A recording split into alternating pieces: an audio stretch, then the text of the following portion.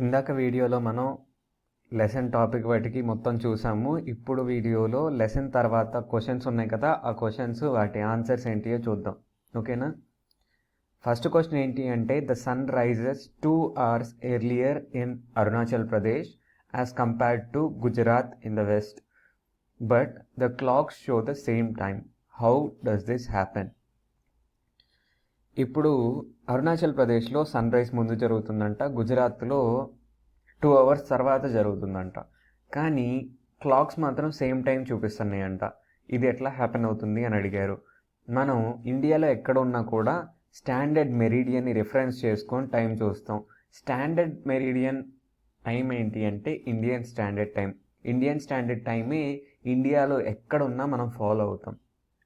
ఓకేనా? అందుకని గుజరాత్లో, అరుణాచల్ ప్రదేశ్లో ఒకే టైం చూపిస్తుంది. ఓకేనా?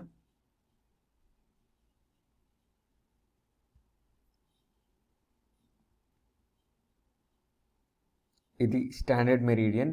82 degrees 30 minutes ఈస్ట్ లాంగిట్యూడే స్టాండర్డ్ మెరీడియన్. ఓకేనా? సెకండ్ క్వశ్చన్ ఏంటి అంటే, if the Himalayas would have not been in the present position, how would be the climatic conditions of Indian subcontinent అని అడిగారు. అంటే ఏంటంటే, ఇప్పుడు కనుక హిమాలయాస్ అవి ఉన్న ప్లేస్లో లేకపోతే ఇండియన్ క్లైమేట్ అనేది ఎట్లా ఉండిద్ది అని అడిగారు. మనకు ఆల్రెడీ తెలుసు, హిమాలయాస్ ఉండటం వల్ల ఫస్ట్ది సెంట్రల్ ఏషియాలో ఉండే కోల్డ్ విండ్స్ మన ఇండియాలోకి ఎంటర్ అవ్వలేకపోతున్నాయి. హిమాలయాస్ వాటికి అడ్డంగా ఉన్నాయి. నెక్స్ట్ది మాన్సూన్స్ అనేవి ఇండియాలో వానలు పడటానికి హిమాలయాస్ కారణంగా ఉన్నాయి. ఇప్పుడు హిమాలయాస్ కనుక ఆ ప్లేస్లో లేకపోతే ఆ సెంట్రల్ ఏషియా కోల్డ్ విండ్స్ అనేవి ఇండియాకి వచ్చేవి. అట్లాంటప్పుడు ఇండియా ఇంకా కూల్గా ఉండేది, ఇంకా మాన్సూన్స్ అనేవి ఉండేవి కాదు. కాబట్టి ఇండియా అనేది కూల్ అండ్ డ్రై కంట్రీ లాగా ఉండేది. ఓకేనా?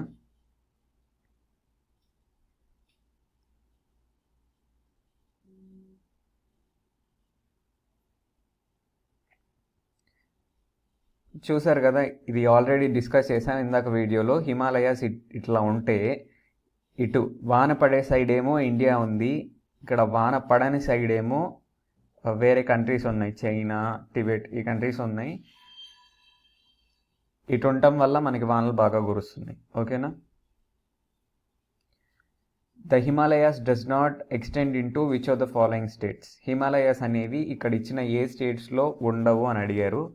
మనకేం తెలుసు అంటే, నేనేం చెప్తున్నానంటే హిమాలయాస్ ఈ స్టేట్స్లో ఉన్నాయని చెప్తున్నా. Jammu and Kashmir, Uttarakhand, Himachal Pradesh, Arunachal Pradesh, Manipur, Meghalaya, Mizoram, Nagaland, Sikkim, Tripura, Assam and west Bengal.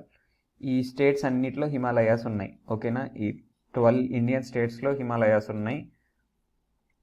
మరి వీటిలో నుంచి ఏ ఏ స్టేట్స్లో లేవో మీరే కనుక్కోండి. ఓకేనా? ఇక్కడ ఉన్నాయని చెప్తే వీటిల్లో ఇవి కాకుండా వేరే ఏ ఉంటే అక్కడ లేవనే కదా అర్థం. దానికి ఆన్సర్ అనేది పర్ఫెక్ట్గా చేయండి. ఇక్కడ చూసినట్లయితే ఇక్కడ జమ్మూ అండ్ కాశ్మీర్, హిమాచల్ ప్రదేశ్, ఉత్తరాఖండ్, సిక్కిం, ఇంకా నార్త్ ఈస్టర్న్ స్టేట్స్ అన్నీ, ఇంకా వెస్ట్ బెంగాల్, ఈ అన్ని స్టేట్స్లో మనకి హిమాలయాస్ అనేది కనిపిస్తాయి. ఓకేనా? ఫోర్త్ క్వశ్చన్ ఏంటి అంటే, which are the major physiographic divisions of India. India యొక్క మేజర్ ఫిజియోగ్రఫిక్ డివిజన్స్ ఏంటి? Contrast the relief of Himalayan region with that of peninsular plateau. Major physiographic divisions ఏంటి అంటే మనకు ఆల్రెడీ తెలుసు, 6 ఉన్నాయి. అవేంటి అంటే Himalayas, Indo Gangetic plains, peninsular plateau, coastal plains, the desert and the islands. ఓకేనా? హిమాలయన్ రీజియన్కి, పెనిన్సులర్ రీజియన్కి డిఫరెన్సెస్ ఏంటి అని అడిగారు. హిమాలయన్ రీజియన్ యొక్క ఎలివేషన్ అనేది నియర్లీ 8,000 meters ఉంటుంది, అంటే 8 kilometers ఉంటుంది. పెనిన్సులర్ ప్లాట్యూ 600 meters ఉంటుంది ఎత్తు యావరేజ్గా. హిమాలయన్ రీజియన్లో మనకి కోల్డ్ క్లైమేట్ అనేది ఉంటుంది.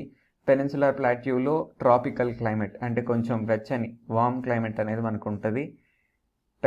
పెరనియల్ రివర్స్ ఉంటాయి, అంటే జీవనదులు, సంవత్సరం పొడవునా ప్రవహించే నదులు హిమాలయన్ రీజియన్లో ఉంటాయి. పెనిన్సులర్ ప్లాట్యూలో రెయిన్ ఫెడ్ రివర్స్ ఉంటాయి, వానలు పడినప్పుడు ఎక్కువ ప్రవహిస్తాయి, వానలు లేకుండా ఎండలు బాగా కాస్తే ఆ నదులు అనేవి ఎండిపోతాయి. ఈ పెరనియల్ రివర్స్కి ఎగ్జాంపుల్ ఏంటి? గంగా, బ్రహ్మపుత్ర, ఇండస్, ఇవన్నీ దానికి ఎగ్జాంపుల్స్. ఇక్కడ రెయిన్ ఫెడ్ రివర్స్కి ఎగ్జాంపుల్ ఏంటి అంటే మహానది, కృష్ణ, గోదావరి, కావేరి. ఓకేనా? ఇక్కడ హిమాలయన్ రీజియన్లో కంప్రెస్డ్ రాక్స్ అనేది మనం చూడగలుగుతాం. ఇక్కడ పెనిన్సులార్ ప్లాట్యూలో old crystalline, igneous, metamorphic rocks అనేది మనం చూస్తాం. ఓకేనా? నెక్స్ట్ క్వశ్చన్ ఏంటి అంటే what is the influence of Himalayas on Indian agriculture? Himalayas ఉండటం వల్ల ఇండియన్ అగ్రికల్చర్ మీద ఎఫెక్ట్ ఏంటి అని అడిగారు. ఫస్ట్ చూసుకున్నట్లయితే హిమాలయాస్ నుంచి వచ్చే పెరనియల్ రివర్స్, జీవనదులు అనేవి ఇండియన్ అగ్రికల్చర్కి బాగా పనికొస్తూ ఉన్నాయి. నార్త్ ఇండియాలో గంగా, బ్రహ్మపుత్ర, ఇండస్ ఈ నదులు ఉండటం వల్ల ఇక్కడ అగ్రికల్చర్ ఆ ల్యాండ్స్ అనేవి అవి తెచ్చే సెడిమెంట్స్ వల్ల చాలా ఫర్టైల్గా ఉన్నాయి. ఇక్కడ అగ్రికల్చర్ అనేది సంవత్సరం పొడవునా ఆ నదుల మీద ఆధారపడి చేసుకోగలుగుతున్నారు. నెక్స్ట్ది హిమాలయాస్ ఉండటం వల్లే ఇండియాకి మాన్సూన్స్ అనేవి వస్తున్నాయి.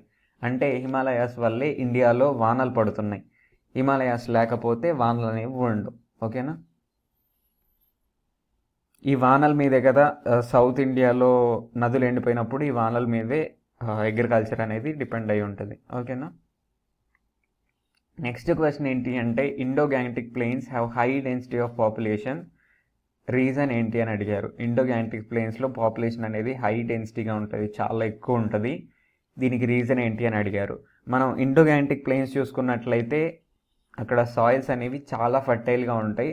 దీనివల్ల ఆ ల్యాండ్ అనేది కొంచెం కూడా వేస్ట్ పోకుండా మొత్తం అగ్రికల్చర్కి పర్ఫెక్ట్గా సూట్ అవుతుంది. కాబట్టి మనం అందరం ఫుడ్ మీదే ఆధారపడి ఉన్నాం కాబట్టి అక్కడ పీపుల్ కూడా ఎక్కువగా ఉంటారు. ఓకేనా? కాబట్టి పాపులేషన్ కూడా ఎక్కువగా ఉంటుంది.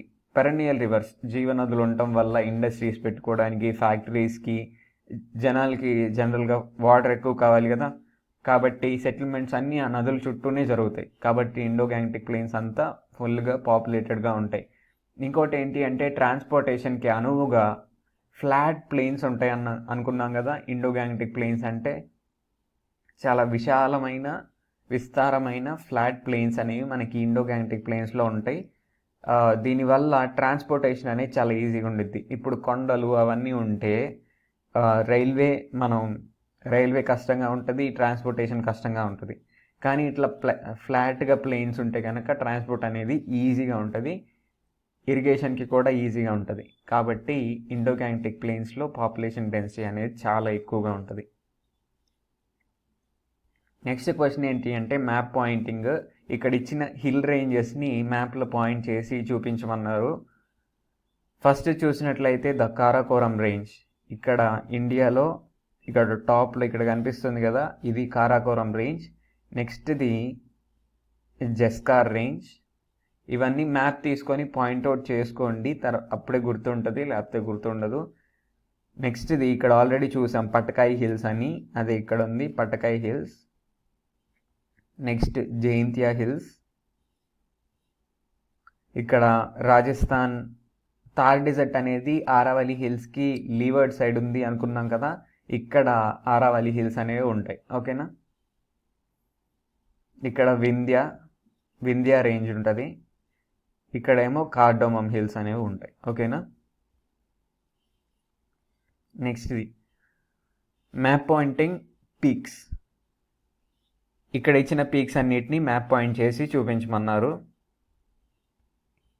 ఫస్ట్ది K2 పీక్, ఇక్కడ ఉంటుంది. నంగ పర్వత్ ఇక్కడ ఉంటుంది. ఇక్కడ కాంచన్జుంగా సిక్కింలో కొంచెం ఎడ్జ్లో ఉంటుంది. ఓకేనా? బాగా గుర్తుపెట్టుకోండి. అనైముడి కేరళలో ఉంటుంది. ఇవన్నీ ఈజీగానే గుర్తుండిపోతాయి. K2 ఏమో ఇక్కడ ఉంటుంది, అంటే ఈ రెండు జాయిన్ అయ్యే ప్లేస్లో. కారాకోరం రేంజ్ చూసాం కదా ఇందాక, ఆ రేంజ్లో ఉంటుంది.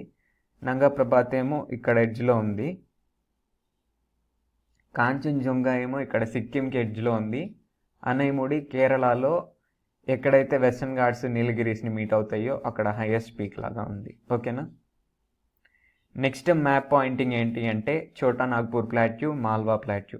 ఇక్కడ మనం మ్యాప్లో చూస్తున్నాం, ఈ ప్లాట్యూ ఏమో చోటా నాగ్పూర్ ప్లాట్యూ, ఇక్కడేమో ఆరావళి హిల్స్కి వింధ్యా రేంజ్కి మధ్యలో మాల్వా ప్లాట్యూ ఉంది. ఓకేనా, ఇదిగోండి Malwa plateau, Chota Nagpur plateau. Next map pointing ఏంటి అంటే Thar desert, the Indian desert and Western Ghats, Lakshadweep islands, ఇవన్నీ మ్యాప్లో పాయింట్అవుట్ చేసి చూపించాలి. థార్ డెజర్ట్ ఏమో ఇక్కడ ఉంటుంది, రాజస్థాన్ యొక్క వెస్ట్ పార్ట్లో. నెక్స్ట్ది వెస్టర్న్ ఘాట్స్ ఏమో ఇట్లా ఈ వెస్ట్ కోస్ట్కి ప్యారలల్గా ఉంటాయి. ఓకేనా, నెక్స్ట్ది లక్షద్వీప్ ఐలాండ్స్, చిన్న చిన్న డాట్స్ ఉంటాయి ఇటువైపు, అవి లక్షద్వీప్ ఐలాండ్స్. ఓకేనా, next islands formed due to volcanic eruption, వీటిని ఈ మ్యాప్లో చూపించాలి. Islands form due to volcanic eruption ఏంటి అంటే మనం లెసన్ చెప్పుకునేటప్పుడు ఆల్రెడీ నేర్చుకున్నాం. నర్కొండం ఐలాండ్, బ్యారన్ ఐలాండ్ అనేవి వాల్కానిక్ ఆరిజిన్తో ఉన్నాయి. ఓకేనా, ఇక్కడ మనం చూసినట్లయితే ఇక్కడ మనకి అండమాన్ అండ్ నికోబార్ ఐలాండ్స్ కనిపిస్తున్నాయి.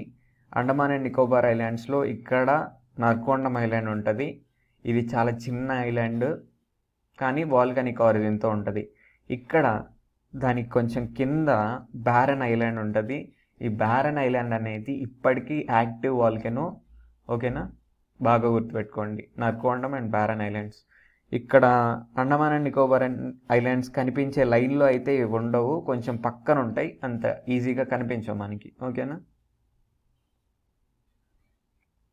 నెక్స్ట్ మ్యాప్ పాయింటింగ్ ఏంటి అంటే the countries constituting Indian subcontinent, Indian సబ్ కాంటినెంట్లో ఉన్న కంట్రీస్ ఏంటివి అని అడిగారు. ఓకేనా,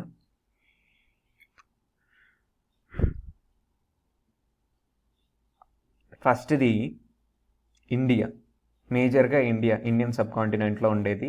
నెక్స్ట్ది మనకు తెలుసు పాకిస్తాన్, ఇక్కడ రెడ్ కలర్లో హైలైట్ చేశాను, పాకిస్తాన్. నెక్స్ట్ది ఇండియా పైన నేపాల్, నేపాల్కి సిక్కింకి తర్వాత భూటాన్, ఇక్కడేమో బంగ్లాదేశ్, ఇక్కడేమో ఇండియా కింద కొన్ని ఐలాండ్స్ ఉంటాయి మాల్దీవ్స్ అని, అవి కూడా ఇండియన్ సబ్ కాంటినెంట్లో పార్టే. ఓకేనా, ఇవన్నీ ఇండియా, పాకిస్తాన్, నేపాల్, భూటాన్, బంగ్లాదేశ్ అండ్ మాల్దీవ్స్, ఇవన్నీ ఇండియన్ సబ్ కాంటినెంట్లో పార్ట్స్. ఓకేనా, ఇది నోట్ చేసుకోండి. నెక్స్ట్ది map pointing states through which tropic of cancer passes. ఇప్పుడు ట్రాపిక్ ఆఫ్ క్యాన్సర్ అనేది ఇండియా గుండా పాస్ అవుతుంది కదా, ఆ ట్రాపిక్ ఆఫ్ క్యాన్సర్ అనేది ఏ ఏ స్టేట్స్ గుండా పాస్ అవుతుంది, ఆ స్టేట్స్ని మ్యాప్లో పాయింట్అవుట్ చేసి చూపించమన్నారు. ఇక్కడ మనం చూసినట్లయితే ఈ బ్లూ కలర్ లైన్ ఉంది కదా, అదే ట్రాపిక్ ఆఫ్ క్యాన్సర్. అది గుజరాత్, రాజస్థాన్లో లాస్ట్ పార్ట్, కొంచెం పార్ట్ గుజరాత్, రాజస్థాన్, ఇక్కడ మధ్యప్రదేశ్, ఛత్తీస్గఢ్, జార్ఖండ్, వెస్ట్ బెంగాల్,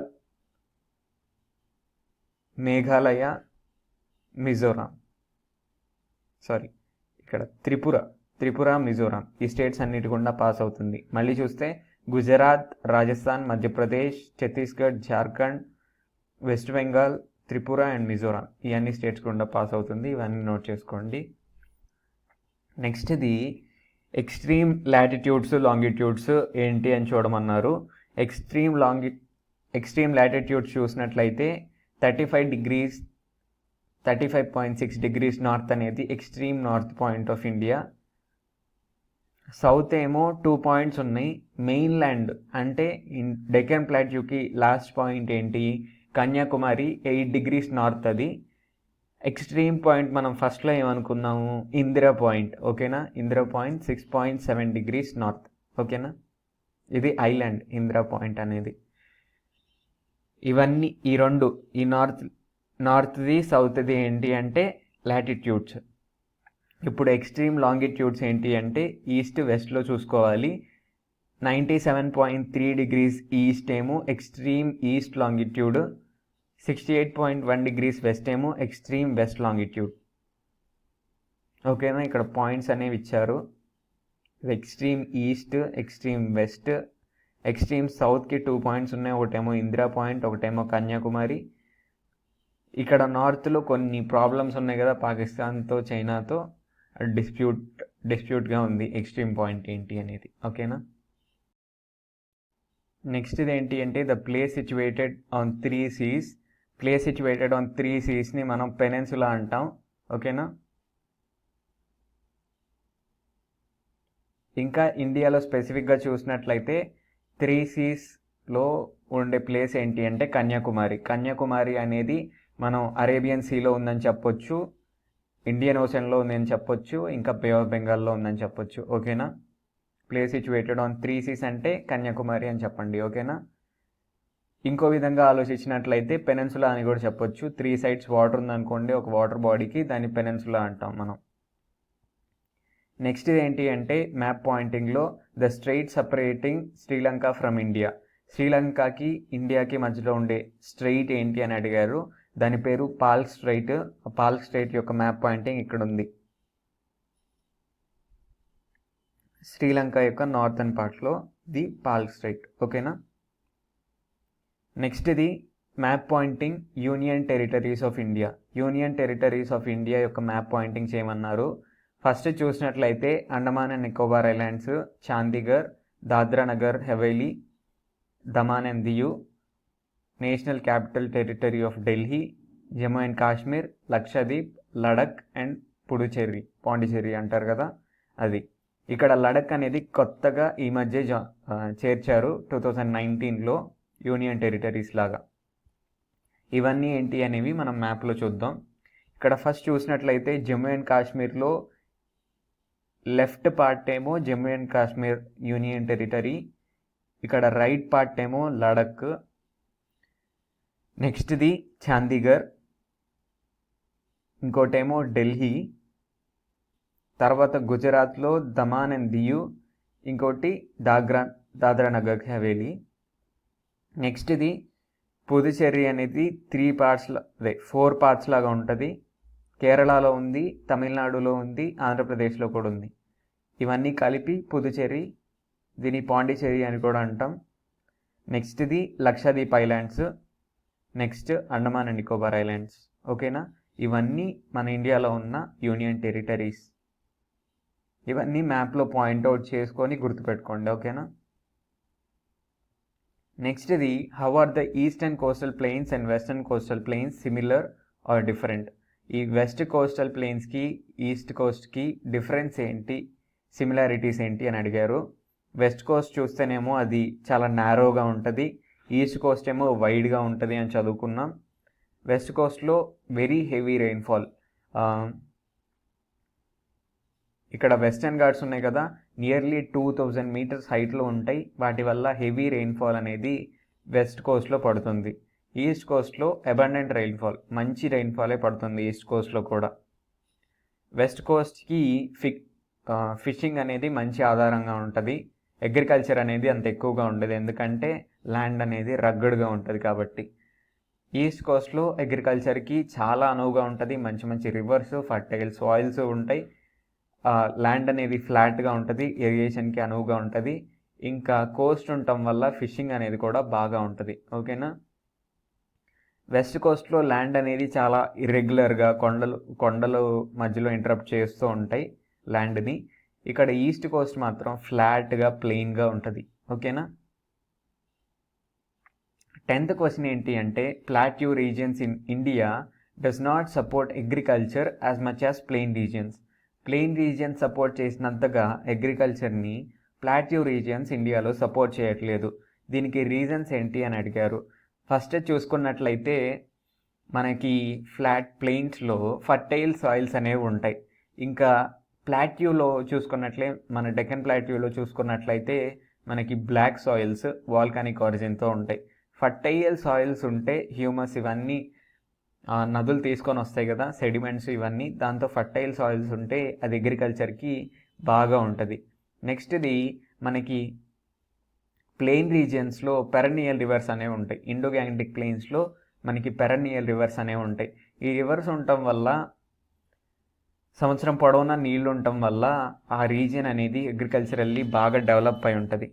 నెక్స్ట్ది ఏంటి అంటే డెక్కన్ ప్లాట్యూ చూసుకున్నట్లయితే ఇక్కడ మనకి ప్లాట్యూ రీజియన్ చూసుకున్నట్లయితే రివర్స్ అనేవి సంవత్సరం పొడవునా ఉండవు. ఓన్లీ వానలు పడినప్పుడు మాత్రమే మనకి నదులు అనేవి కనిపిస్తాయి, తర్వాత ఎండిపోతూ ఉంటాయి.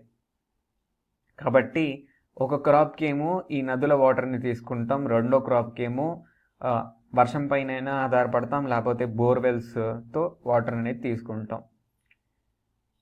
నెక్స్ట్ రీజన్ ఏంటి అంటే ఎప్పుడైతే ప్లెయిన్గా ఉంటుందో ల్యాండ్ అనేది కాలువలు ఈజీగా తవ్వచ్చు, నీళ్ళు ఈజీగా స్ట్రైట్గా వచ్చేస్తాయి పొలంలోకి. కానీ ఎప్పుడైతే ఎగుడు దిగుడుగా రాళ్ళు రప్పలతో ఉండేదో రీజియన్ అనేది ఇరిగేషన్ అనేది చాలా డిఫికల్ట్గా ఉంటుంది. కాబట్టి ప్లెయిన్ రీజియన్స్